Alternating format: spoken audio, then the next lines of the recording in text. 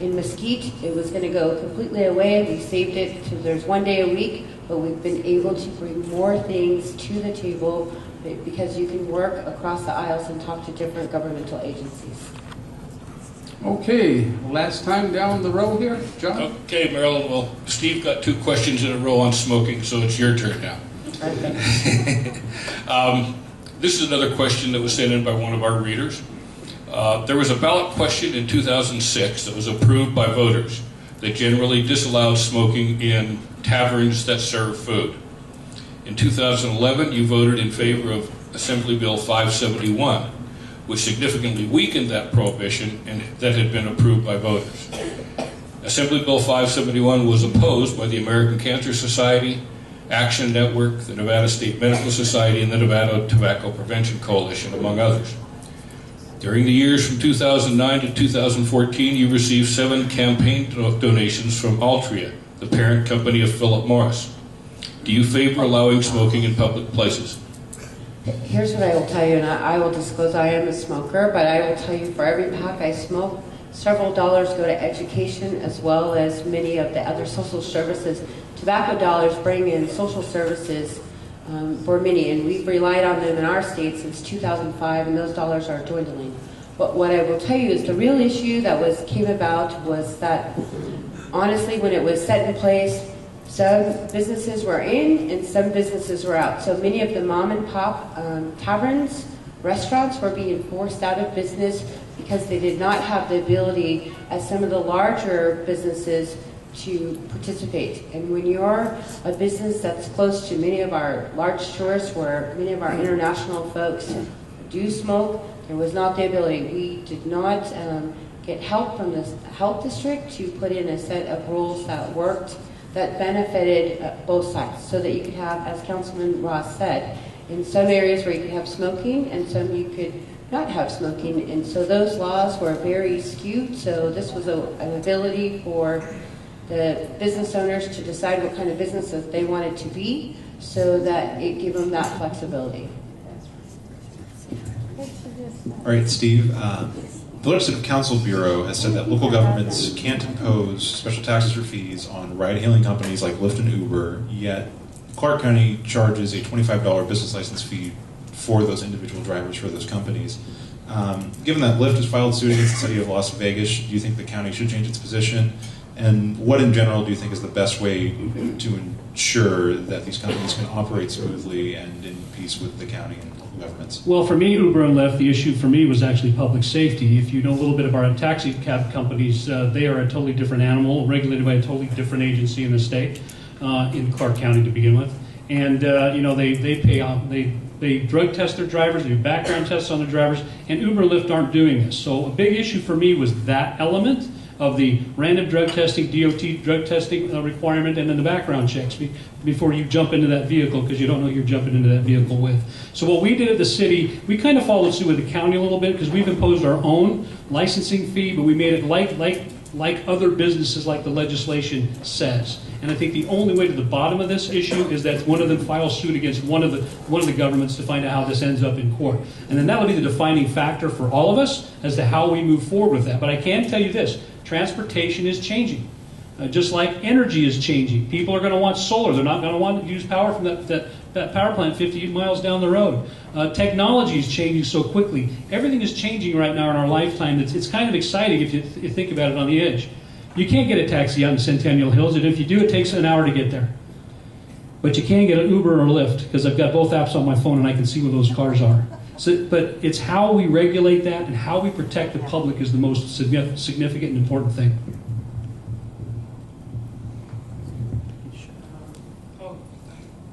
Commissioner, the local governments in Southern Nevada are projected to lose out on about $400 million in tax revenue this year because of the property tax cap. Make the case why these residents should no longer have the property tax cap. Really what I will tell you is we, since it was in place in 2005, when many of the local governments at the time came to the state legislature and said, we need some relief for many of our property tax owners because their taxes are growing exponentially. So we put some legislation in place in 2005. What I will tell you today is, yes, property tax is going to come in very low. It's going to come in 0.007, but I believe that the part of the formula that we need to focus on is the commercial piece, not the residential. The residents have been paying the 3% since it was enacted. The commercial has not always been at the 8% as alluded to by the legislative intent. So the last 2 years it was at 8%. After that it went to 3%. And then now it is projected to come in at 0.007%. So what I will tell you is there are many commercial buildings that are paying less than many of you folks on your residential home. So been trying to fix the formula for the last couple of years. I believe that people now see that it is a big issue. It affects public safety, it affects social services, it affects many things that we do on the county, as well as some of the cities. I mean, foster care still exists, mental health still exists. Those are all responsibilities as a county commissioner that you still have to provide those services. 30-second rebuttal. Thank you. I was around in 2005, and I don't recall that any local government went to the legislature and said, please help us, we're getting too much tax revenue. I don't remember that conversation one bit because I was there. I can tell you this, because of those property taxes, every government agency in this state that relies on property taxes is going to be in the deficit for the next 3 years, and that's a scary proposition. And hopefully the legislature fixes it once and for all. Thank you. Last question. All right, Steve, same question that I asked Marilyn last time. What do you feel like is your greatest quality as a representative for people? I would think my accessibility and my engagement with the people that I represent, whether they're in the city or the county. In my district, there are a lot of county islands, and those rural folks in those county islands have a lot of the same issues that in regards of needing representation, and I spend a lot of time working with them as well, and they can't even vote for me as a city councilman, but they certainly can in this commission race. And that's just one of my characters. I mean, my wife really keeps me grounded, as my children do, in regards to what my responsibilities are, not only to them, but to the people I work for and the people I represent. And I have fun doing it. If you have a problem, let me help you fix it. That's where I get my joy from the service I provide to the citizens of the city of Las Vegas, and I'm really looking forward to that, providing that to you as well in Mesquite. Thank you. Okay, thanks for the questions. Somehow I skipped over the 1 minute opening remarks, so you're welcome you're welcome to take more than a minute now. Marilyn, go right ahead.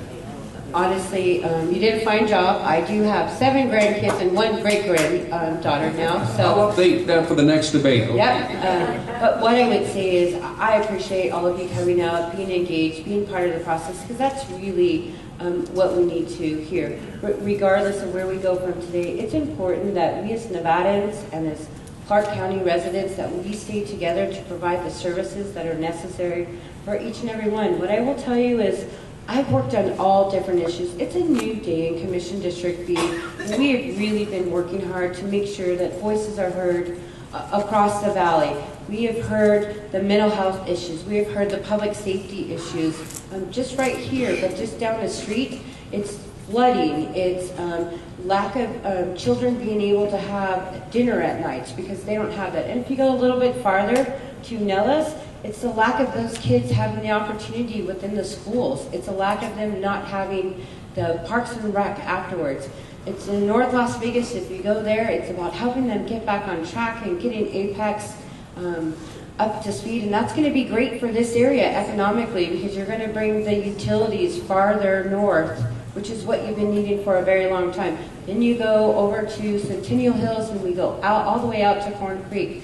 Those folks too are asking to preserve their quality of life that they've had out there. So we're ensuring across the board that everybody wins. And what I will tell you about Commission District B, and something that we've been talking about, we have amazing roots in District B. We have worked very hard to ensure that people understand the heritage and the history, because without District B, the rest of Las Vegas would not exist, because this is where the settlers first started. So what I would encourage you to do is continue to be part of the process, agree to disagree, but don't stop asking and don't stop giving input, because that's really how people got to make change. So thank you. Thanks, Steve. Well, again, thanks for this opportunity. It's good to be able to do this, and I hope we have the opportunity to do this again as we campaign to the primary election. I will say this. One thing that's been important to me, I made a commitment to my voters in 2004, 2005 when I got elected that I would continue to communicate with them, and I've done that. I've created a newsletter that goes out twice a month that tells everyone who subscribes to that newsletter what's happening in their part of the city. And I throw things in there that may just be happening downtown or other things or events that might be going on out in Mesquite. Those are big, big ticket items. Fortunately, I'm blessed that the mayor has put me on the Las Vegas Convention and Visitors Authority. There is an eye that's looking at Mesquite in regards to events, and I want you all to know that. We recognize that the value is out here for a lot of great events to happen. But that being said, we are dead set on trying to do everything we possibly can for our constituents. Both of us are. I'll tell you that right now. The difference between us, however, is I'm out there every single day. She said something that's key to me, and that's boots on the ground. Something that my family taught me a long time ago. My mother was just do the right thing. Choose to do the right thing every single day and make someone else's lives a little bit better.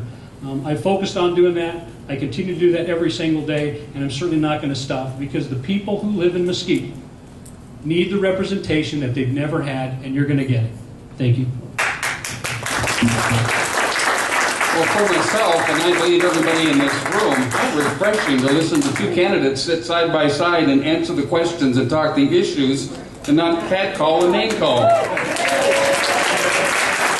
I believe both of you really should elevate your sights to president, okay? Thank you. We're going to take about a 10-minute break, and then we'll get started with the congressional candidates.